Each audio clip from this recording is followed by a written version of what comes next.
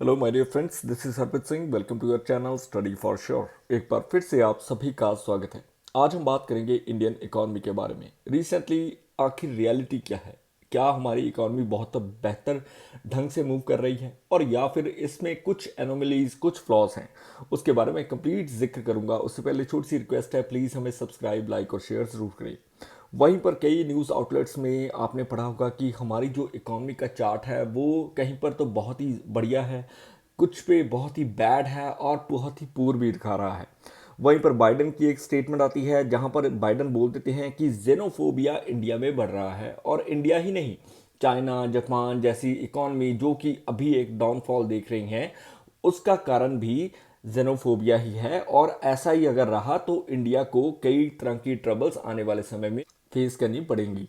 वहीं पर ये जो इनका पर्सपेक्टिव है सिर्फ चाइना, इंडिया या फिर जापान को लेकर ही नहीं, रशिया के बारे में भी सेम चीज़ है, जिनोफोबिया। आखिर क्या होती है ये चीज़? ये ऐसा एक डर है जो कि एक कम्युनिटी के लोगों को दूसरी कम्युनिटी के लोगों से लगता है। यानी कि एक तरह का रेसिज्म बोल दो, या फिर सम सॉर्ट ऑफ थिंग्स की, हाँ यहाँ पर जैसे हिंदू मुस्लिम है वैसे ही वेरियस कंट्रीज में कई तरह की चीज़ें होती हैं, राइट। अभी के लिए इशू यह है कि विकसित भारत जो कि हम बनने वाले हैं बाय 2047, जैसा कि एक विजन है हमारे प्रधानमंत्री मोदी जी का। बट राइट नाउ क्या हम उस जो पाथ है वो सही पाथ पर चल रहे हैं? अभी के लिए गवर्नमेंट के जो स्टांसेज हैं वो इस प्रकार है कि इकॉनमी की जो स्टेबिलिटी है वो राइजिंग ज़रूर है, बट कुछ मामलों में जैसे फार्मर्स डिस्ट्रेस हो गया, अनएम्प्लॉयमेंट हो गया, इन्फ्लेशन हो गया, यहाँ पर किसी का कंट्रोल नहीं है। पर फिर भी इकॉनमी इतनी स्ट्रांग क्यों है? द रीज़न बीइंग, देखो हमारे बैंक्स स्ट्रांग हैं, हमारी पब्लिक के पास पैसा है, बैंकों के पास पैसा है, गवर्नमेंट के फाइनेंसिस काफ़ी स्टेबल हैं। वहीं पर रिसेंटली इंडिया ने, आपने देखा होगा कि यूके को भी सरपास कर दिया था, फिफ्थ लार्जेस्ट इकॉनमी बन गए, और साथ ही साथ जर्मनी और जापान को भी सरपास करने वाले हैं बाय नेक्स्ट 2 ईयर्स। अभी के लिए क्वेश्चन है कि इज दैट एन ऑप्टिमिज्म और पैसिमिज्म? क्या ये हम जो सोच रहे हैं कहीं ज़्यादा पॉजिटिव तो नहीं है? अभी के लिए आपको एक तरफ ये भी सोचना होगा कि लास्ट ईयर हमने G20 की मीटिंग कंडक्ट करवाई थी, वो सक्सेसफुली हुई। वहीं पर न्यूमरस जो यूनिकॉर्न्स हैं वो भी लॉन्च किए गए। और यही नहीं, इसरो के द्वारा जो भी मिशन हैं चंद्रयान 3, वो भी सक्सेसफुली हमने कंडक्ट किया। और डिजिटल रेवोल्यूशन जो कि देखो मोदीनॉमिक्स के अकॉर्डिंगली चल रही है, उस पर कई चीज़ें तो पॉजिटिवली खरी उतरी हैं। वहीं पर हमने कई चीज़ें फेस की हैं डेटा लीक के बारे में। 81.25 करोड़ इंडियंस का जो डेटा, आधार का, पासपोर्ट का, वेरियस अदर थिंग्स, वो जो डार्क वेब है उस पर लीक कर दिया गया।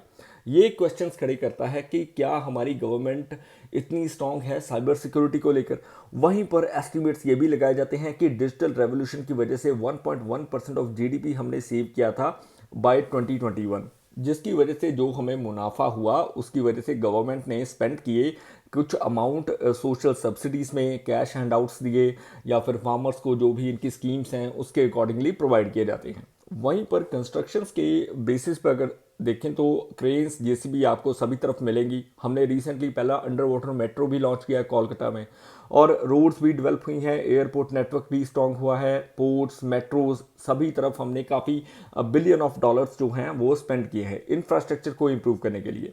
वहीं पर 54,000 किलोमीटर का जो नेशनल हाईवे का नेटवर्क है जो हमारी सरकार बनाना चाहती है 2014 से 24 के अंदर, उसकी जो भी लेंथ है वो भी दुगनी हुई है। देखो नो डाउट कुछ चीज़ें काफ़ी इंप्रूव हैं, बट वहीं पर डीमोनेटाइजेशन, जीएसटी को लाना, या फिर वेरियस तरीके का जो स्मॉल एंटरप्राइजेस हैं उन पर बर्डन पड़ना, क्योंकि यही हमारी बैकबोन ऑफ द कंट्री है, राइट। सो ये क्वेश्चन रेज करती हैं कि हम इन पर काम क्यों नहीं कर रहे। सो इस फेज में जो हैं वो अगर अकॉर्डिंगली देखें तो जीडीपी इतनी स्ट्रांग नहीं भी हुई। बात करता हूँ प्राइवेट इन्वेस्टर्स की। प्राइवेट कंपनीज जो कि स्मॉल स्केल कर इंडस्ट्रीज़ हैं, जो कि अपना रोज़गार चलाती हैं 10-20 मजदूरों के साथ। देखो ये 2020-21 में 19.5% के करीब थी, जो कि देखो 2007-8 में 27.8% के करीब थी। सो इनका जो इन्वेस्टमेंट की दर है वो पहले 2007-8 में ज़्यादा थी, वहीं पर 20-21 में 19.6% है। सो यहाँ पर क्वेश्चंस खड़े होते हैं कि प्राइवेट इन्वेस्टर्स को एक इनकरेजमेंट नहीं मिल रही। जॉब ब्लूज देखने को मिलते हैं। जॉब ब्लूज का मतलब है एक तरह का डिस्कनेक्ट जो कि एनविजन किया जाता है, बट ऐसा होता नहीं है। यानी कि मनपसंद की जॉब नहीं मिलती या फिर गवर्नमेंट सेक्टर जॉब दे नहीं रहा। अनएम्प्लॉयमेंट का रेट अगर देखें 7.3% बाय 2023, और ये काफ़ी हाई है। अगर हम देखें 5% से सीधा 7.3%, सो इन बिटवीन अगर देखें 2020-21 में तो अति हो गई थी, 25% के करीब ये हो चुका था। सो जॉब ब्लूज जो हैं वो इश्यूज खड़े करते हैं। रिसेंटली आपने देखा होगा कि लखनऊ के यूपी में भी जो स्टूडेंट्स थे वो बाहर आ गए, उनके पेपर लीक के इश्यूज हो रहे हैं। वेरियस अदर चीज़ें जो हैं वो कहीं ना कहीं क्वेश्चंस मार्क करती हैं कि गवर्नमेंट ऐसा क्यों कर रही है, या फिर प्राइवेट सेक्टर को ही सभी चीज़ें बागडोर पकड़ा दी जाएगी तो गवर्नमेंट जॉब देंगे किसे। अनएम्प्लॉयमेंट मेजर इशू बन चुका है राइट नाउ। डेस्परेशन इतनी है कि ऑल ओवर दी वर्ल्ड हमारे जो वर्कर्स हैं वो इसराइल तक जाने को तैयार हैं, यूक्रेन तक जाने को तैयार हैं। सो ये जो फिगर है ना, ये समझो कि इंटरनेशनल लेबर ऑर्गेनाइजेशन के अकॉर्डिंगली ये चीज़ बोली गई कि हमारा जो एजुकेटेड यूथ है, अनएम्प्लॉयमेंट पीपल के अकॉर्डिंगली अगर देखें तो उनकी जो दर है वो बड़ी है। यानी कि share of educated youth among all unemployed people increased from 54.2% in 2000 to 65.7% in 2022। So यहाँ पर क्वेश्चंस रेज होते हैं कि अनएम्प्लॉयमेंट के रिगार्डिंगली गवर्नमेंट को डेफिनेटली कोई ना कोई बेटर ऑप्शंस लेकर आने होंगे, बेटर जो रेप्यूटेड इंस्टीट्यूट्स खोले होंगे, या फिर जो गवर्नमेंट एजेंसीज हैं उनको बैकअप प्रोवाइड करना होगा ताकि वो अनएम्प्लॉयमेंट को टेकअप कर सकें, राइट।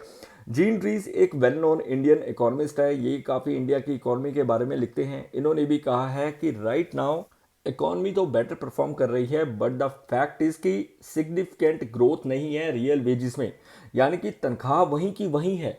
इकॉनमी बेशक बढ़ रही है, दैट मीन्स कि जो अमीर है वो अमीर हो रहा है, जो गरीब है और गरीब हो रहा है। वर्ल्ड बैंक ने भी इस चीज़ के बारे में वार्न किया था, south Asia including India risk है कि डेमोग्राफिक जो डिविडेंड है उसकी वजह से कई इश्यूज फेस करने पड़ सकते हैं, क्योंकि हमारा जो यूथ है वो क्या कर रहा है कि अगर उसको प्रॉपर तरीके से वेजेस नहीं मिलती तो वो बाहर फॉरेन कंट्रीज की तरफ भागता है। तो यहाँ पर इश्यूज हैं कि आखिर हमारा देश चलाएगा कौन अगर ऐसा ही होता रहा। ग्लोबल सप्लाई चेन शिफ्ट भी देखने को मिली, फॉक्सकॉन जैसी कंपनीज जो हैं वो इंडिया में आ रही हैं, माइक्रोन, सैमसंग, इन्होंने अपने प्लांट्स, माइक्रोन ने तो गुजरात में अपना प्लांट शुरू भी कर दिया है। सो यहाँ पर हमें बेटर सक्सेस मिली है, but right now the rate of employment वो जो है वो काफ़ी स्लो है। और ग्रोथ जो है एक्सपोर्ट के मामले में अगर बात करूं तो मनमोहन सिंह जी की जब गवर्नमेंट थी तब भी ग्रोथ जो थी वो काफ़ी रैपिड रही थी। वहीं पर पिछले 10 साल का अगर डाटा उठा लें तो ये देखो कि मैन्युफैक्चरिंग सेक्टर अभी भी स्टैटिक कंडीशन पर है, वो अभी भी ढंग से परफॉर्म नहीं कर पा रहा। और देखो अभी के लिए lack of large scale industries, that means कि हमारी जो 50% जो पॉपुलेशन है वो स्टिल एग्रीकल्चर में ही इन्वॉल्व है। के शेप्ड ग्रोथ देखने को मिलती है। इसका मतलब ये है कि जो अमीर है वो अमीर हो रहा है, अडानी, अंबानी, वेरियस अदर जो बिलियनर्स हैं वो और अमीर होते जा रहे हैं। वहीं पर जो हमारा गरीब तबका है या फिर लोअर मिडिल क्लास है उनको जो है जीएसटी की मार, हर तरफ महंगाई की मार, इन्फ्लेशन, ये चीज़ें झेलनी पड़ती हैं। और जीडीपी पर कैपिटा की अगर बात करूं तो 3% ग्रोथ जो है प्राइवेट कंजम्पशन में देखी गई। और यही नहीं, जो लोग हैं वो पैसा खर्चने से गुरेज कर रहे हैं। पिछले 20 सालों में सबसे स्लोएस्ट है ये। और इसकी ये वर्ल्ड बैंक का जो डेटा है वो भी ये दर्शाता है कि ब्रिक्स कंट्री से भी हम काफ़ी स्लो पीछे चल रहे हैं।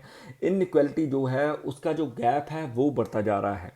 100 ईयर्स हाई है इनइक्वालिटी की अगर बात करूं according to research from world inequality database. Luxury brands जबकि इंडिया में बन रहे हैं, वेरियस कार्स जो हैं इंडिया में मैन्युफैक्चर हो रही हैं, आईफोन की फैसिलिटी आ चुकी है।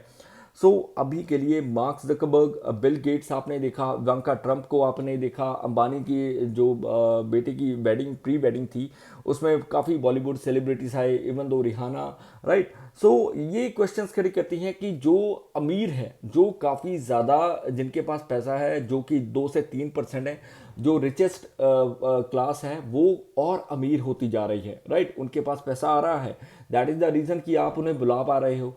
बट जो गरीब है या फिर लोअर मिडिल क्लास है वो मेक इन इंडिया के तहत भी वो चीज़ें डेवलप नहीं कर पा रहा या फिर आगे नहीं चल रहा। और हमारा जो विजन है जैसे कि सेमीकंडक्टर फील्ड में हम उतरने वाले हैं और चाहते हैं कि जैसे माइक्रोन ने अपना जो प्लांट है वो एस्टेब्लिश किया है, ये देखो माइक्रोन का प्लांट काफ़ी बड़ा प्लांट है और गुजरात में ये एस्टेब्लिश हो रहा है। राइट। और अभी ये क्वेश्चंस हैं कि लार्जेस्ट मैन्युफैक्चरिंग हब बनने के तहत क्या हमारी वेजेस पर कुछ गवर्नमेंट अपना स्टांस लेगी, कुछ ध्यान देगी, या फिर अनएम्प्लॉयमेंट को कैसे कंट्रोल किया जाएगा। और देखो आप लोकल इंडस्ट्रीज में देख लो तो आपसे आई थिंक मे बी 8 से 10 हज़ार से ऊपर ऑल ओवर द इंडिया कोई नहीं देगा, इवन दो आप पढ़े लिखे ग्रेजुएट हो, इंजीनियर हो, या फिर आपने आर्ट्स की है, what ever. But the fact is कि ह्यूमन कैपिटल अभी के लिए काफ़ी ज़्यादा महत्व रखती है फिजिकल कैपिटल से। ये बात मैं इसलिए बता रहा हूँ क्योंकि एज पर प्रथम एनजीओ की रिपोर्ट के अकॉर्डिंगली अगर देखें तो इंडियन चिल्ड्रन, वो देखो उनकी जो लर्निंग है उस पर गवर्नमेंट को डेफिनेटली ध्यान देना होगा, क्योंकि आर्टिफिशियल इंटेलिजेंस के अकॉर्डिंगली अगर देखें तो हमारी जो यूथ है 14 से 18 साल के बीच का, वो ठीक ढंग से पढ़ नहीं पा रहा, राइट, रीड नहीं कर पा रहा टेक्स्ट को।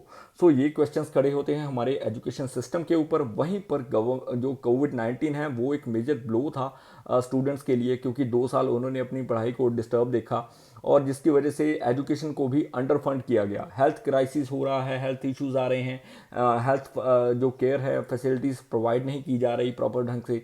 वहीं पर लास्ट का 10 ईयर का अगर डेटा देखें तो Modinomic appears to have delivered to few big corporates. That means कि इसकी वजह से जो बड़े लोग हैं उनको फ़ायदा हुआ है, वहीं पर जो बाकी के लोग हैं वो इससे ना खुश हैं। दैट मीन्स कि आधा जार तो भरा हुआ है और आधा खाली है।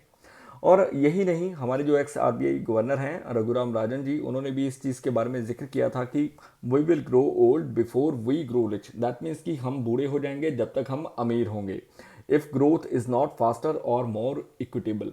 सो ये क्वेश्चंस खड़े होते हैं कि डेफिनेटली गवर्नमेंट को कुछ स्टांसेस लेने होंगे। कहीं एरियाज़ पर हमारी इकोनॉमी बहुत बेहतर ढंग से परफॉर्म कर रही है और कहीं एरियाज़ जो हैं वो अभी भी अनटच हैं। ये था आज का आर्टिकल। आई होप आपको पसंद आया होगा। किसी प्रकार की भूल होगी तो मैं क्षमा चाहूँगा। प्लीज़ हमें सब्सक्राइब, लाइक और शेयर, कमेंट ज़रूर करें। Way you have a successful day head. जय हिंद।